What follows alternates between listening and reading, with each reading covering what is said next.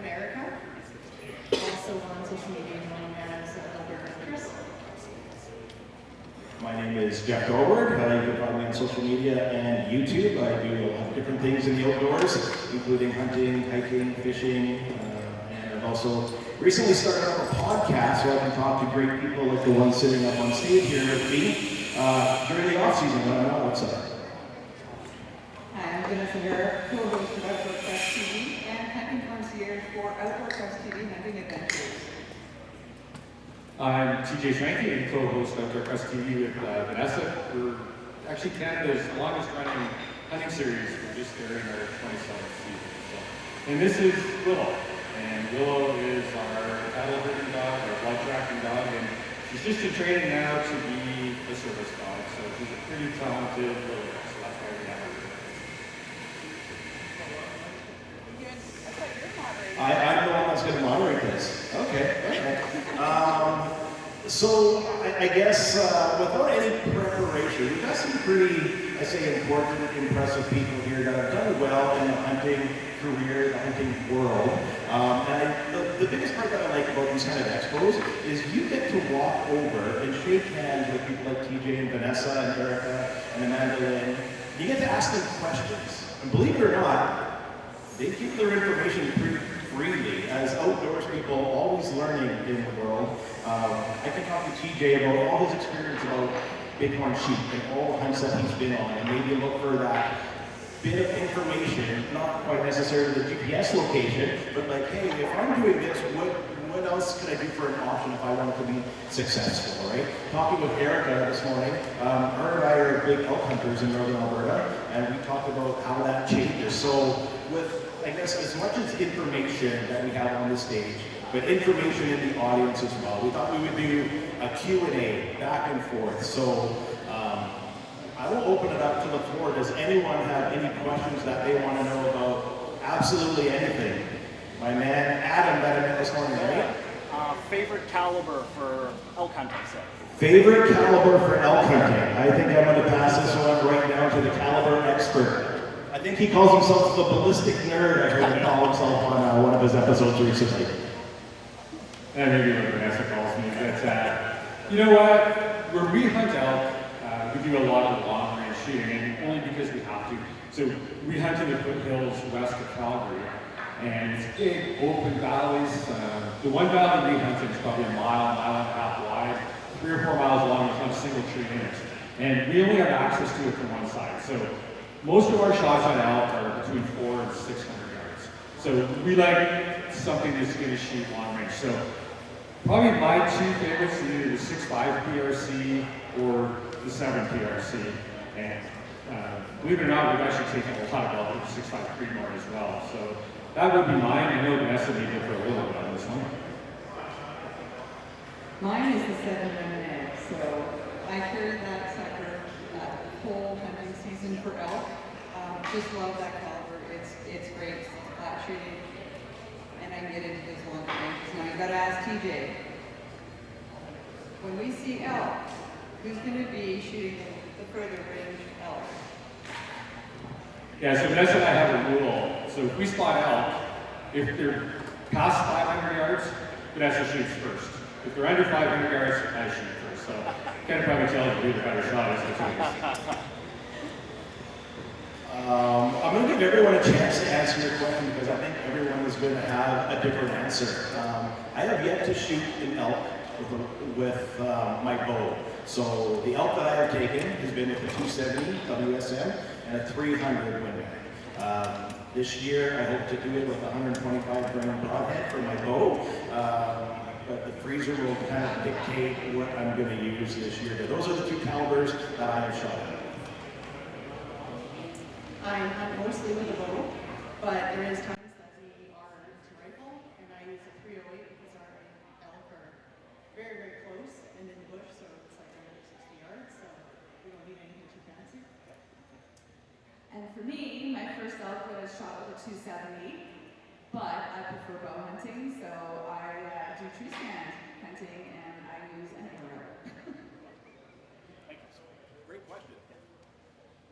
Anyone else have any questions? We'll give it 3 Hadaway to the best question. The best question? Well, right now, Adam's winning. Yeah. Oh, question. Cass? How did you get started in hunting, or what was your introduction? You started left, we'll start right. So the question was, how did you get started in hunting, or what was your introduction to the outdoors? So for me, I was born into a hunting family, so I didn't know anything other than hunting and fishing. My dad was a hunter, and my mom was an angler, and it just, when I moved to Southern Ontario from Northern Ontario, I thought everybody did it, and I was very well wrong. So that was my intro to hunting. And much like Amanda, I grew up in a hunting family, so my dad and my grandfather were both huge hunters, and that's what got me started. I was an adult onset hunter. My dad and my grandfather used to hunt, but long before I was old enough or interested in the outdoors. And I had an uncle that did bow hunting. And I always loved being outdoors and I loved to explore. And I kept asking him questions until he finally said, "Why don't you come out with me one time?" So I said, okay. And I joined him on an elk hunt with archery. I wasn't a hunter the first year. I was just a spectator. And everything that I learned was, TJ and I were talking about this, about asking questions when you're new. What's that? Well, what's a wallow? What's a scrape? What's a rub? And it was just, all the information, everything was brand new to me. It just hooked me. And the following year, I bought myself a bow and I joined him hunting rather than a spectator. So. Like Geoff, I was a late onset hunter. I didn't start hunting until I was 39 years old. And it was thanks to TJ, actually. We went on a date and he had decided to get some rifles. And I was addicted. And he was like, I want to go hunting. And he's like, no, I really want to go hunting. And so he's like, there's a lot of processes you have to go through in order to become a hunter. You have to get your hunter education. You have to do this. You have to, and so he's giving like all these lists, all these excuses as to why you shouldn't become a hunter. So by the time I got home, I'd already enrolled in Alberta Hunter Education and did all the steps, took my course, got everything, and I'm like, okay, I'm a hunter. And so he surprised me with my very, very first hunt. I've not shot a bow for nothing in my life. And he booked a hunt for Central Bear and Grand Prairie up in the Northwest Territories. That was my very, very first hunt in my life. And my first day hunting, I shot the number 4 muzzle over Central Bear and Grand Prairie. So I was rooting for life, and he now had a lifelong kind of partner. They can't get rid of her, so I may as well bring her along. So surprisingly, I like to say I was born a hunter. I've always wanted to hunt, but I wasn't born into a hunting family. My folks were very supportive of me wanting to hunt. They just really didn't know how to get me hunting. So I was probably 16 before I was I used to go. My aunt and uncle had a place in Saskatchewan. I used to spend the whole summer out there, shooting magpies and crows and gophers and things like that. But it wasn't until I was old enough to drive myself that I went deer hunting. So I was 16 years old. I'm sure that was perfectly legal when I was 16 to go hunting by myself. So I don't know why. These little pictures of me, and I think reading magazines, I had every issue of Field and Stream, Outdoor Life back then. Jack O'Connor was my absolute idol when I was 10 years old. And so I was just a weird little kid that really wanted to be a hunter. And I don't know why. It wasn't like mom and dad pushed it on me. They didn't even have any friends that hunted. But like I say, they were very supportive. I remember when I was probably 15 years old, Mom would drive me out to the field and drop me off to shoot ducks and geese and come back and pick me up 2 or 3 hours later. So we probably don't tell those stories nowadays. But, so I don't know. I do think some people are just born hunters. And I would like to think I'm one of them. And I'd like to think Vanessa was too. She was just, she has a passion for it I've never seen in anyone before. And you just started later in life than most. You bring up a good point when you're hunting with your spouse, significant other. And I'm going to pose this question to both of you, and it's one that just popped in my head. I know when I hunt with my hunting partner, we don't always agree on things. We have a different way of thinking, we have a different direction we want to go. Sometimes we're going to be like, that view came from there, he said, no, it's over there. And then add that to, I'll call it the pressure of producing, running a TV show. Do you regret asking her on that first date to go hunting TV? That's what my question's going to be. How do you work through maintaining a relationship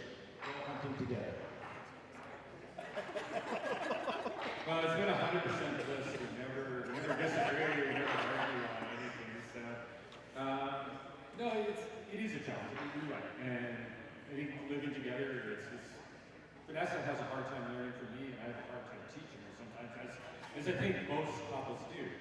So we've butted heads a few times, and I think she finally realized that I was right and that she needed to listen. So. That's not what happened. So no, it is, and you bring a good point up, Geoff. Like throw out of stress of shooting a television show. Our television show, it's either me running the camera with Vanessa hunting or Vanessa running the camera with me hunting. Like, we don't have a crew, we have nothing. It's just the two of us. So, you know, if we go on a 3-week trip to Africa, like, we're together 24/7. So it does take some work. And I think when Vanessa was new at it, you know, you had a lot to learn, you felt a lot of stress and things like that. Now we're just like a well-oiled machine. But I don't know, you may have a different take on all this. But... Yeah, it was very difficult. You know, TJ said, when I first started, I'm not just learning how to be a hunter, but I'm also learning how to run a camera, how to be in front of the camera. I wasn't a very outgoing person. I wasn't an extrovert. I was more of an introvert. So being in front of a camera was very difficult. You know, you're running a camera behind the scenes. Now you're trying to get everything on camera. And you have never produced a TV show before in your life. Not really knowing hunting either. The amazing thing, though, is it strengthened our relationship. Because what's one thing that you have to do while you're hunting? You have to be very quiet. So what we learned was each other's body language. Because that's how you have to learn to communicate with one another. And whether you're hunting with a partner or whether you're hunting with your spouse, it strengthens that relationship because you learn your body language. You learn to communicate in silence. And so that was one of the amazing things that has grown with us over the 20 years we've been together.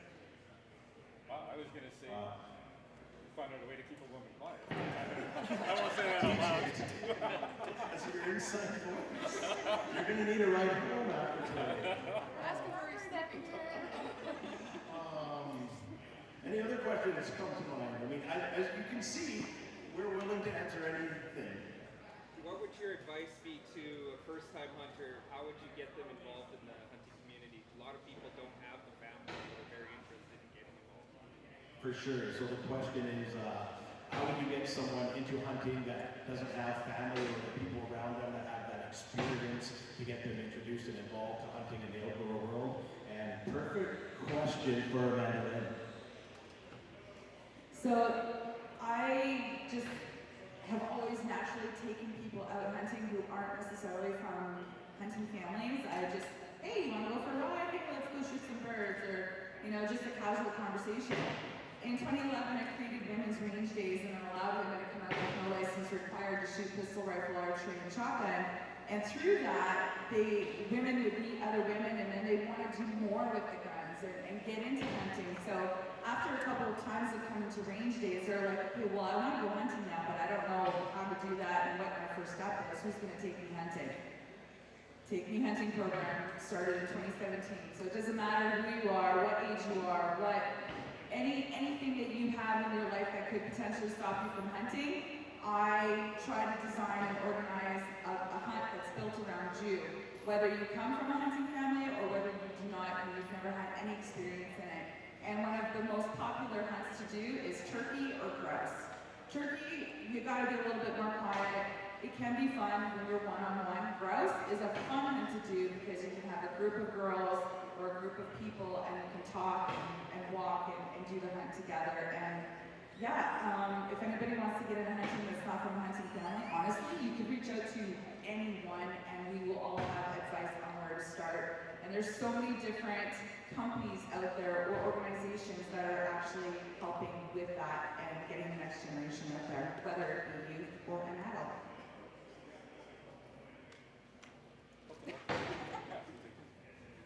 Join your local fishing game club.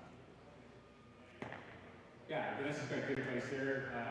So fishing game clubs, a lot of them have mentor programs here in Alberta. AHIA also has a great mentor program. And the great thing about AHIA is our Alberta Country Education Instructors Association. They actually get a number of tags from the government each year for mentorship.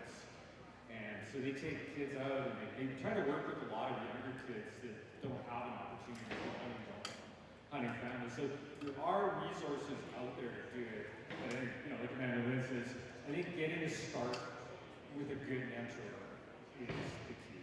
And I learned the wrong way and had a lot of rough learning curve from it. But if you can get kids out with good mentors to start with, they're going to be hunters for life, and they're going to be good hunters, good hunters.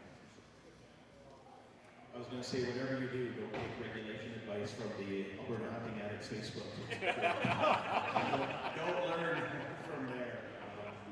I wanted to touch base, so Erika and I were supposed to sit down to record one of the mini podcasts that we're doing, but I think we're going to kind of incorporate that into it right now. So your story kind of ties into Amanda Lynn's with her Just Hunt program and whatnot. And on Amanda Lynn's presentation here yesterday, she shared videos and pictures and stories, which was great. And you got up here to talk a little bit, but I want to hear kind of your story, how you got into the outdoors, how your hunt with Amanda Lynn transpired, what she did, what maybe some of the other companies out there are doing to help you with your hunting adventures.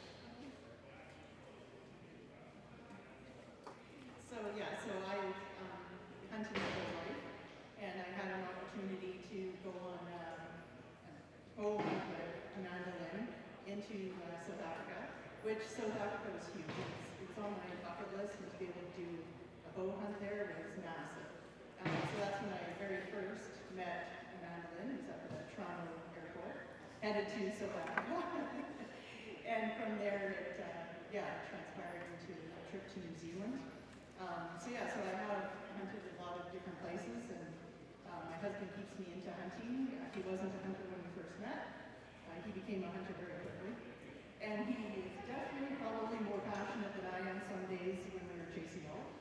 But he keeps me going and talking about couples who hunt together. Keeping your communication. And then not coming out of that bush wanting to get into separate vehicles, because you don't have separate vehicles. So it is, there's been a few challenges. I have a severe back injury that I got when I was 16, and that makes hunting a little bit more challenging for me. So the terrain, hills of New Zealand, that's real.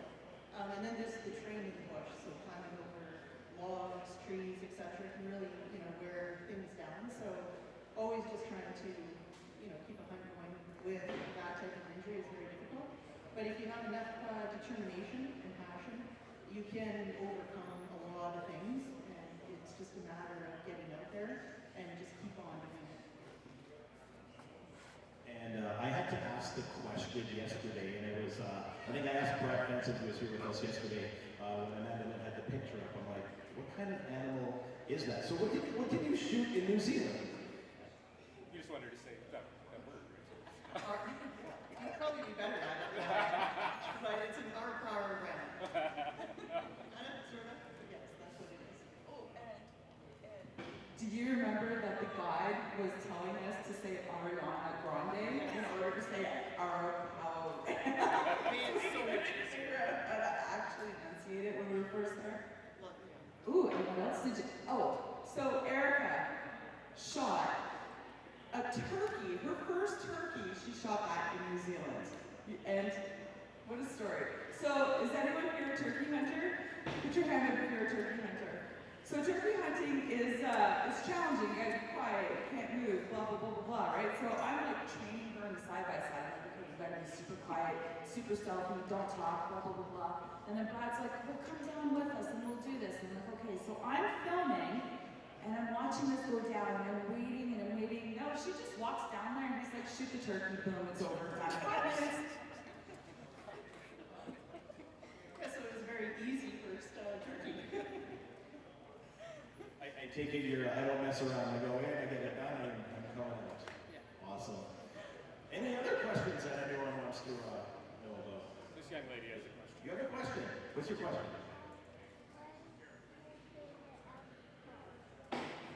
Was the question, what's your favorite elk show? Elk call.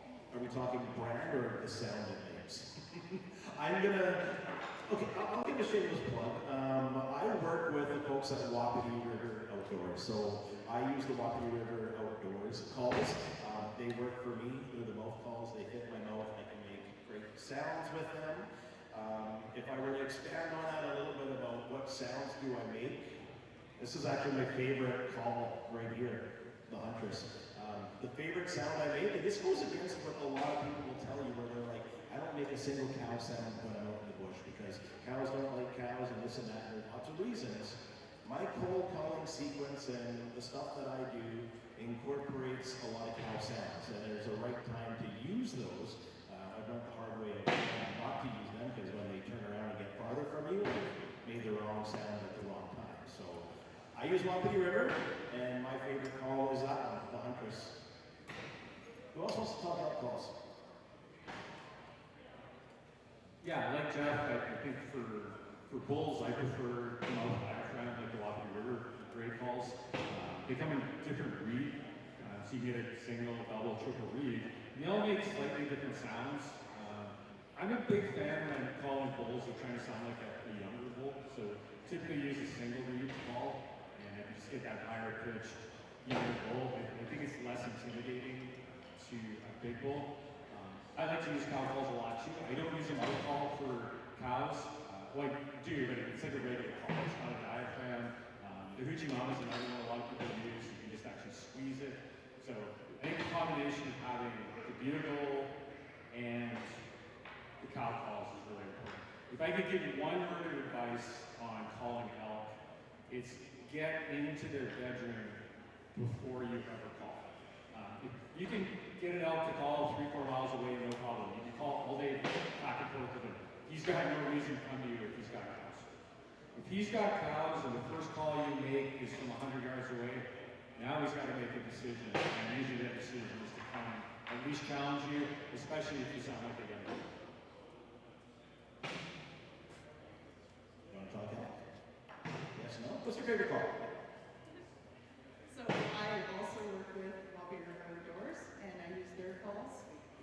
And mostly my favorite is the Huntress and the Broken Arrow are my two favorite. If you're interested in trying out one of their calls, come see me after, and I'll hook you up with one. I think a lot of times when I'm out speaking to people and I do small elk calling seminars where people want to pick my brain, whatever works for us, if it's a brand, there's a lot of people that will say, I don't like it, it doesn't fit my mouth. We're not telling you to use a certain specific thing. Use what works for you. Primos makes them, Phelps makes them. If it fits your mouth better, you can make elk sounds, by all means use it. I think another important thing is the practice before you get out to the bush, right? It sounds silly, but my reeds and my bugle tube have been in my truck since May, since I started bear hunting. Whether it's 5 minutes to the grocery store or an hour drive for me to Camrose this morning, I have something in my mouth and I'm going through my sequences, making those sounds, because in another couple of weeks, that first sound out of my mouth in the elk woods, I don't want it to sound like a dinosaur that stepped in a bear trap kind of thing, right? I saw that. Follow up on her question. Are any of you guys able to demonstrate an elk call up here? I'd have to run in my truck, but if these guys want to keep talking, I'll be fine 2 minutes. You want me to just Can you do your go best with this one? impression without your call? I'm sorry, what was that? Can you do your best impression without your call? I'll give you a couple of cow checks here. I can do moves.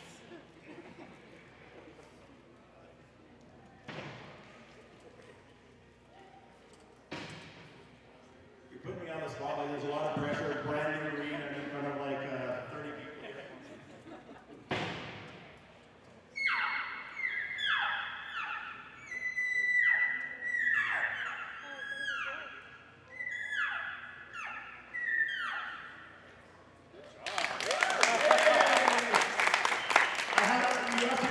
I'll give you this read. You convinced the dog. Yeah, I called Willow in. I called something. Thanks for the read, Erika. You know what? Speaking about that, Erika and I were talking elk this morning, and Wapiti River. A lot of people have problems with narrow palates in their mouth, like they're just too big.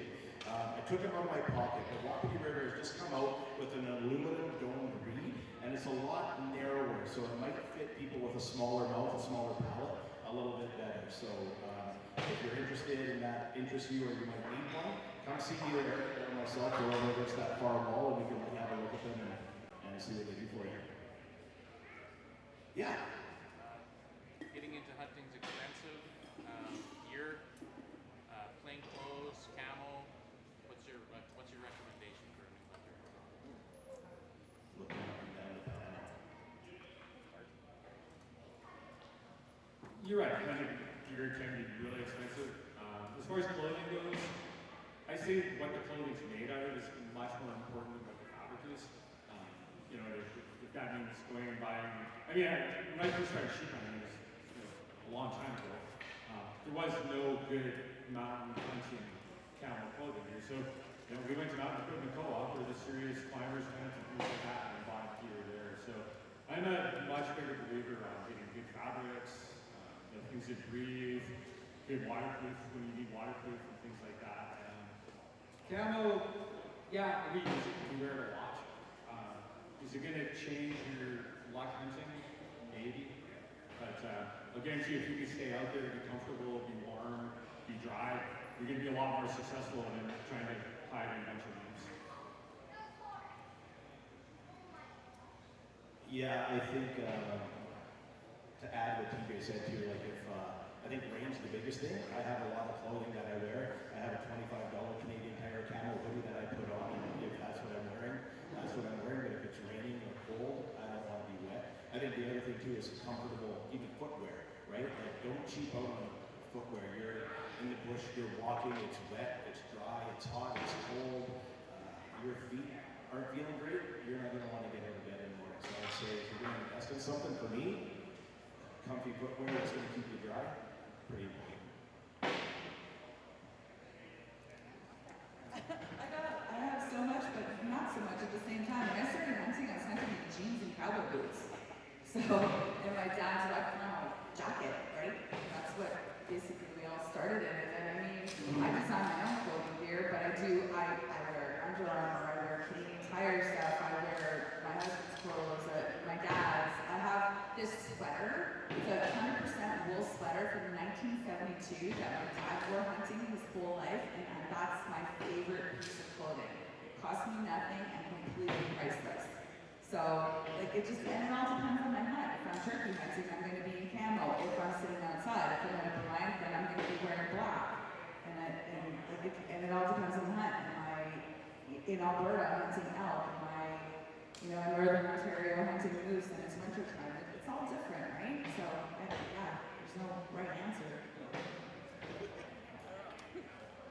Great questions. I don't know how we're going to pick to give away some hats, but I don't know, I have a hat here too. I have one at the booth. Any other questions? Yeah. More for the ladies, but you guys maybe as well. What advice do you have for women getting into hunting that maybe don't have anybody or are too shy to go to their local fishing game because it's a boys' club? For sure. So women getting into hunting that maybe don't have a, is it fair to assume like a single woman, like that doesn't have a spouse they can go with maybe whatever? I'll look at the females. Vanessa's itching for it. I've actually seen some great results on some of the women's hunting groups on Facebook and Instagram. Even your local, if you're in a small conference, I've seen tons of posts where women are like, I'm single, or I have like a small son, but I want to get involved in hunting.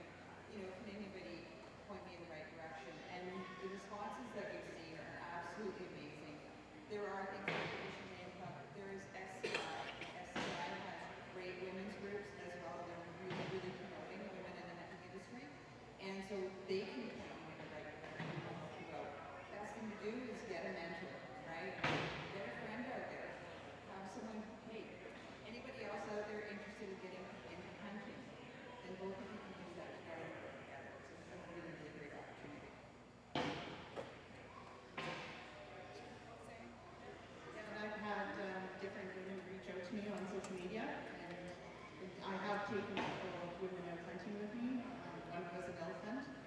whether they stick with the hunting or not, it's just a great exposure for them to get out. And it is good to just go out with another female mentor and work with somebody. And actually, so I'm big into fashion side as well, and I did a fashion show in New York, in Manhattan last year, and it was called Dress to Kill, Sean Connery's Dress to Kill fashion show. And at this fashion show, they don't have regular models come out on the catwalk, they have outdoors people and different other girls and guys there. And I met this girl there, Stephanie, she's from Cape Breton. And she was a pipe fitter welder in a male-dominated industry, and her and I connected really well because obviously hunting is a male-dominated industry for the most part. So we connected, and I ended up taking her to Newfoundland for a moose hunt. And she didn't actually hunt the moose, but she was with me. My husband was there filming, and she was with me on the whole entire hunt, got to be a part of the entire adventure, didn't actually pull the trigger, but then the next day we went grouse hunting and she got to do her first hunt. So even connecting that way through other interests can bring you into the industry that way. Some great questions. Good answers too. Great job. Nicely done. Yeah, go ahead, Ryan. For the new hunters trying to find land, whether public or private, if it is going to be private, how do you cold call? Yeah, great question. So when you're scouting and looking for land and private property and permissions are always an interesting topic, right? I find e-scouting, there's many great apps out there, iHunter, that give you the information to find landowners' names, gives you a phone number is an option. Driving around, going up to those places, knocking on the door is also an option. I find whenever I do that, I don't know about anyone else, I drive into like a farmyard or something and there's dogs, I'm not getting out of my truck. I'm just like, ugh. So I do like the face-to-face interaction, but I also don't want to be attacked, right? So if you go in the yard and you give a honk. What I've used in the past with the landowners is I introduce myself, explain who I am, what I do, what I'm going to be hunting, and if it's possible for me to at least look around on the land to see if it's somewhere that I want to hunt. A lot of times they tell me it's not you, I've had bad experiences, I'm not letting anybody know, I'm sorry. And I completely understand and I respect that, and for me to stand there and say, oh, I'm not like that, don't worry, I do everything by the book, they don't care. It's been wrecked from before, but I find if I'm open, I'm honest, I give them my information, my intentions, and if they do grant me permission, it's like, okay, is there anywhere you don't want me around? Is there any section that you have livestock where like, hey man, that's off limits, or don't shoot any does? I mean, you gotta respect their wishes too. So it's that introduction, it's honesty, it's respect for each other, and those have turned into some lifelong friendships for me when I've been seeking permission. So speaking of private land, I think there's a lot of private land that people don't realize there's really good access to. If you get the Alberta Conservation Association Discovery Guide, it's got all the conservation sites owned by Ducks Unlimited, ACA, Alberta Wildlife Federation, Nature Conservancy, and there's literally hundreds of thousands of acres across this province with foot access. You don't need to get permission, you just have to respect the rules. And from my experience, most of these conservation sites see very, very little pressure. I used to manage all the southern conservation sites for Alberta Wildlife Federation. I did that for 15 years. And people would send me a picture of a 190 whitetail they killed on one of the conservation sites. And I'm like, wasn't it busy there? And they were like, no, it wasn't. So I think go to ACA, get a copy, and there's an app as well that you can use, and just go and check those out. If you're having a hard time getting permission on private property, this is still private property, but they grant the public access to it, and it's probably the best resource we have in Alberta for going hunting. And there's literally conservation sites from the U.S. border way up in the northern boreal forest. So it's not like you have to go, to every landowner right now. I think Geoff gives great advice about how to get private landowner permission, but I think it intimidates a lot of people. And we have all these conservation sites out there that, for the most part, don't see a lot of pressure. Don't wait until right before hunting season to get permission. So one of the greatest things that we help out a rancher. We've been helping out for 30 years. them out year round. And that's how they have permission on this land. And so that's the thing, it's going and seeing how you can help out on your land, right? Whether it's fixing fence, whether it's helping during game season, you know, whatever you can do to help them out. Give them a share of the bounty. If you harvest an animal, share some of the meat, right? That's what you need to do.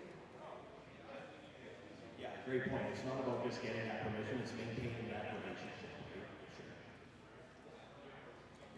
Agree? We're again. I have a question.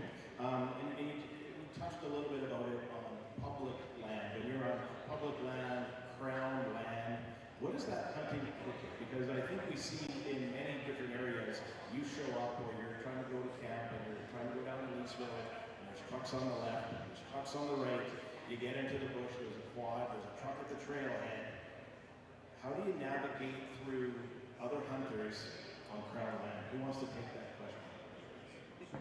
I've had lots of incidences in Ontario, even in Alberta actually, where we've gone and set up a camp and then gone back the next day for opening day, and there's a guy parked with his truck there, and he wouldn't let us in. And this one time my dad was in front of me, so we both had our trucks, and my dad got out to like say, hey, we gotta go to our camp, and the guy was like, if you don't leave, there's gonna be a problem. Literally threatened us, and so we had to turn around and go back. And then there's times when I've gone out moose hunting in my hometown of Ontario where I've been scouting for weeks, and then I'll go in opening morning and there's a camp parked right across the road. You can't do that. So for me, if you're going to do that, I'm going to drive around and still go into my area. But if it's something where if I go down the road and I'm like, oh, I'm going to go check out this road and there's a truck there, I'll turn around and come back. So that's just ignorant. But yeah, that's a few things that's happened to me. What about you? Yeah, pretty much the same. You run into that a lot. And if I go into an area and there's a bunch of trucks underneath, but there's been lots of times when everybody's parked around you. And it's just, you know, the hunter etiquette should be that somebody's like, just drive away, but that doesn't happen so much anymore. Yeah, for sure. Yeah? Fair enough. No, I've done a lot of sheep hunting in my life, and I was a really serious sheep hunter, and I don't think there's a more competitive hunt in Alberta than sheep hunting. And, you know, I've been in lots of valleys where you didn't know there was anyone in there, you backpacked in for 5 or 6 hours, set up a camp, somebody else comes in and sets up a camp, obviously they scouted it. You know there's one ram in the valley, you just kind of agree with it. I mean, it's a real, you know, show some etiquette, I guess. And, you know, we've let other guys shoot rams that we spotted. We've had other guys let us shoot rams that they spotted. It's just a matter of talking about it, being good about it. I mean, Vanessa, I think on one of her first sheep hunts, you know, we scouted this valley, we knew there was rams in there. We've been in there quite a bit and didn't end up going into the day before the season. It was Kai's camp, right? We were a big camp. So we set up a camp next to them, you know, sat around the fire that night, talked about the plan for the next day, and they went one way, we went another, and they ended up killing a ram. So that night we celebrated with them on their good fortune. So just be good about it. There's your chance to come, and Vanessa's chance came 2 weeks after that, and she killed a ram. So. Karma plays a role too, right? Yeah, we hope. Any other questions? You guys are a captive audience. You're taking in every word we say. Who's yet to harvest a big game animal? Yet to what are you after? What's your... I have no plans. No plans? Perfect. You need someone to take you, right? You're waiting for that invite, for that mentor. Yeah. I think we found somebody. Any other questions from the group? Anything at all? One more.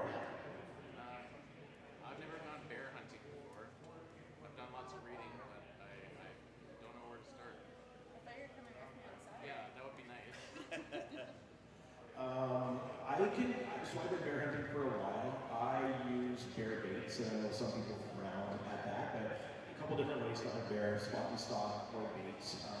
I'll talk a little bit about Ollie, you can call a bear? Oh my God, yeah. With what?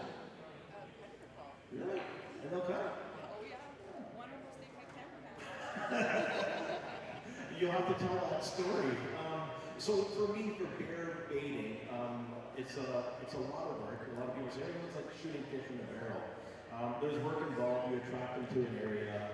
But I think with that, with bear hunting, it really gives me a chance to judge bears that are coming in. Boars and sows are sometimes really hard to determine.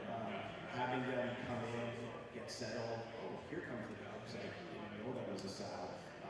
Gauging mature bears and whatnot is kind of why I like setting on baits. To find those areas, I find I do a lot of e-scouting or when I'm out in the bush, I try to find water, ponds, beaver dams, stuff around. Again, food source, water is kind of what they're going to be after. Our bear season here in Alberta goes like mid-April to the end. They just extended that season now, right? It goes to the end of June now, I think. Yeah. So yeah, I like it. It's entertaining. It's fun. Do I shoot a bear every time I see one? No, they're fun to watch. But that's my bear hunting experience. I want to hear about you calling a bear. I've done a lot of bear hunting in a lot of different ways. And 2 years ago, I went to New Brunswick and I met this gentleman in Harrisburg, and he wanted to take us bear hunting, and he wanted to show us his calling skills. So, I mean, I've heard about it before, but you can't really do it in Northern Ontario because you kind of need like a very open area. You don't want a bear coming out of the bush 10 yards in front of you. So we get set up on this road way, so up on a berm, and across, and it's an old logging kind of go path, right? That's in front of us, and then up this hill, it's like an old burn or an old cut, and you can see probably 300 yards, really not that far, but 300 yards left to right and up. And he started calling, and I'm like, oh, this is going to be interesting. He's calling, so he's behind me. I have my bow. I was going to do this with a bow, by the way. Bad idea. My cameraman was beside me, and this little bear comes out of the corner, and we're like, oh, well, this is pretty cool. It's working really well. So the bear comes around, looks at us, and is like, yeah, I'm out. Gone. So about 20 minutes later, we're all scanning the top of this hill, and we're calling, we're looking behind us, and this bear came out of nowhere. Like, we saw nothing. We saw nothing. Then we saw him at the top of the hill, so he was about 250 yards up at the top of the hill.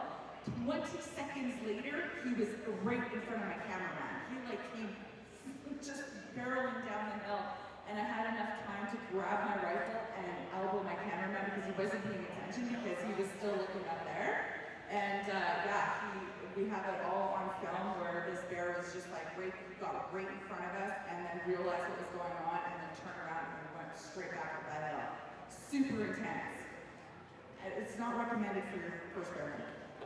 That was just like a speaker, like a rabbit.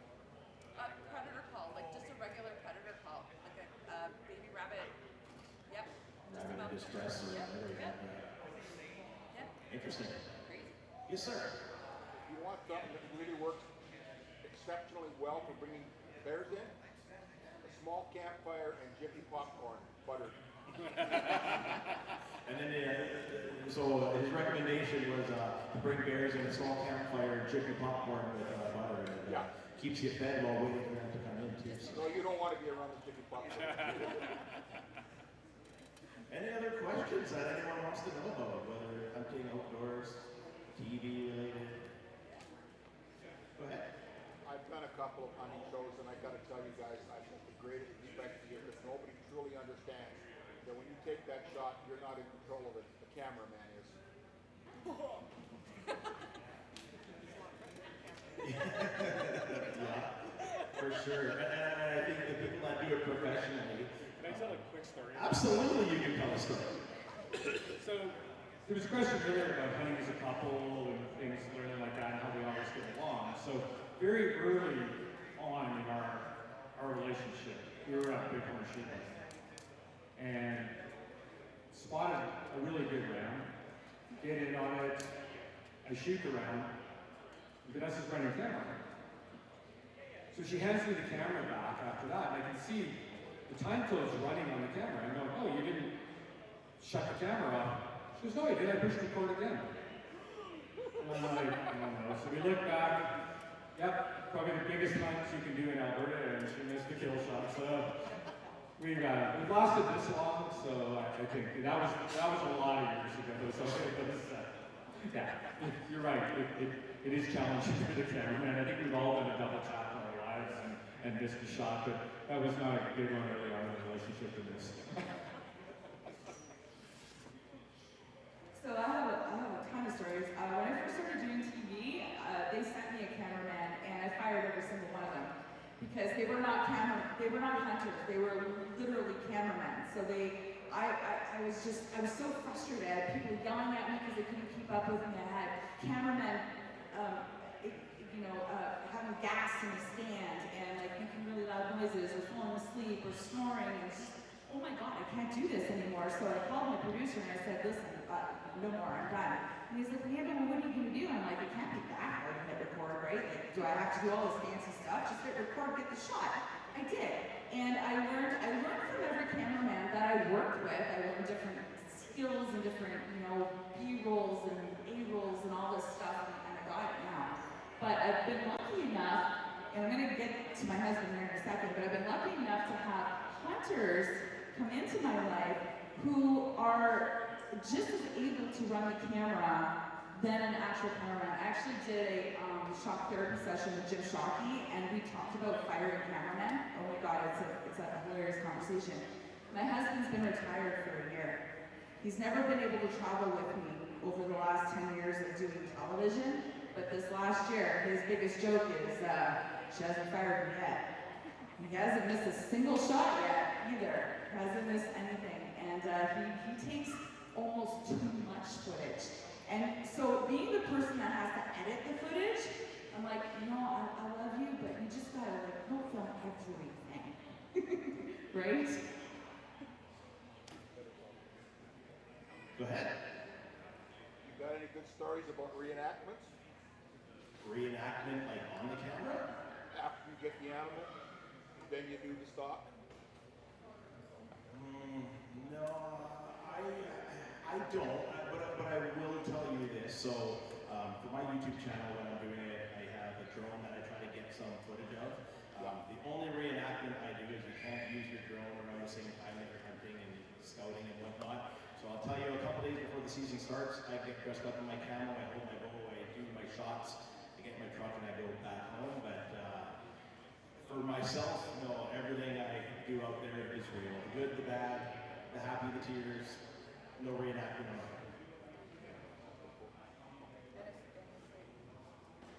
And if we miss a shot on camera, we don't retake the shot. Like if I harvested a zebra in Africa and my guy didn't hit record, we didn't redo it. So it's real. That's how it goes sometimes. Did you end up airing the shot that you missed on the ground? Was that part of the TV show or? Yeah. How did you work it into an episode without that footage? We just messed up and Vanessa screwed up. It happens. I mean, we've messed up and I've screwed up too. So I mean, it's part of hunting. And I think we talked about that in the podcast yesterday. We show the good, the bad, how it happens. I mean, we haven't wounded many animals over the years, but I think like every hunter we have, and we show it. And you do everything you can to find it, and if you can't, it's gut wrenching, but it's part of hunting. And I think we sanitize hunting so much to the point where everything is perfect. It's not reality. And I like to think of our show, and I mentioned this to Geoff yesterday. We always think of our viewer as the camera. So the camera's always kind of over our shoulder watching. And when you're watching television, we like to think that you're the camera. You're looking through that camera right at what we're doing. Good, bad, ugly. Some days, Vanessa's always asking me, how's my hair like? I'm like, it looks perfect, don't worry about it. And then we go in the edit scene, she'll be like, I thought my hair looked good. She did that to you yesterday at your seminar. You were like, why didn't you tell me about my hair? Yeah, well, the most important thing is how the animal looks, right? You know what? Great topic. Let's talk about field photos and whatnot, and kind of, I guess, in a social media era that we're in. A lot of people will have different tastes on what their field photos look after a successful harvest. Whether, it doesn't matter, there's the gaping hole and there's blood, or it's cleaned up. I I think, for my opinion, we live in a world where there's a lot of people that don't agree what we do, and they're looking at it with different emotions. And for my part, it's always take the extra time, make sure it's clean, make sure it's tasteful, to try to give respect back to that animal. But anyone want to talk about field photos and how they do them? When you're filming a show, you can't show the tongue, so you have to either tuck it back in or cut it off. Clean up the blood the best you can. Don't make it look like a horror story, and be ethical and just respect the animal. Good. No, we're not. No, I think Okay. Cool. yeah. I think you covered it well. Anti-hunters? Anti-hunter attacks. Show of hands, who has been attacked on social media with a rude post or I can't believe you did that, or don't you think about the animals? And the anti-hunter attacks could be at different levels. I mean, I'm sure there's people on the stage that have received death threats based on their actions, what they do. So, there's one thing you can get into what I'll call a peeing match and go back and forth with people that don't disagree with what you do or block delete. You guys have quite the following. You deal with a lot of negativity. How do you deal with it? Well, I'll just tell a little bit of a story. So last year I took a giraffe with my bow and a spot stock hunt. And it's one of those emotional animals that people get very, very upset about. So what we decided to do was we were going to frame it, and we did it like 4 posts, right? So it was like telling about the area, and there's like wildlife management, what's happening to the animal, what happens to the animal after the hunt, and then the hunt. I got a call from human resources from my work. They got contacted by anti-hunters and asked them how they felt about having a psychopath working for them. This was Intact Insurance that I worked for at the time. I had 752 death threats. That was not including all the other threats. And it was shocking. I had to shut down my social media completely due to my work. So Facebook, Instagram, X, everything was shut down. I had to remove all of my other personal life and my whole career. On the Outdoor Quest TV and the things, I'll let you handle that. For the most part, we just delete and block. I mean, there's always that temptation to kind of poke fun at anti-hunters, and I fall into that trap occasionally, and it's just too easy not to because they're so stupid. But for the most part, it's just blocking. They want to have a voice, and by responding to them, you give them a voice. If you just block and delete, you take the voice away, and that's the only thing that makes them keep posting, is because people argue with them. Every once in a while, it's just kind of funny, but they're really stupid. I do not put up with it. I don't. I delete, I block, I do all of that. Even before television, I had been invited to a talk show with PETA. It was an interesting evening. The girl sat beside me from PETA with a binder about that thick, and every time somebody asked a question, it took her about 100 minutes to find the right answer. So I learned really early, just ignore, avoid, and I have a bit of an attitude when someone tries to confront me about something they don't know what they're talking about, so that's my answer. Great advice, and sorry you have to go through that. That is like heartbreaking. Like I'm listening to you, Vanessa, and I was like, wow, the work you put into that, like on your social media and your pages, just to have, like 792 people that brought you down, but good on you for getting through. Yeah. The amazing thing with anti-hunters is they always move on to someone else, right? So you're the flavor of the minute, literally minute. They're on to someone else, and it does pass. So yeah, it's not that they're going to focus on you for the rest of their lives or your life. They do move on, so that is the good news. But they will never ever be educated, an actual anti-hunter. You cannot educate them. But sometimes you can educate people that are reading about their posts that are on the fence, right? So, I mean, and that's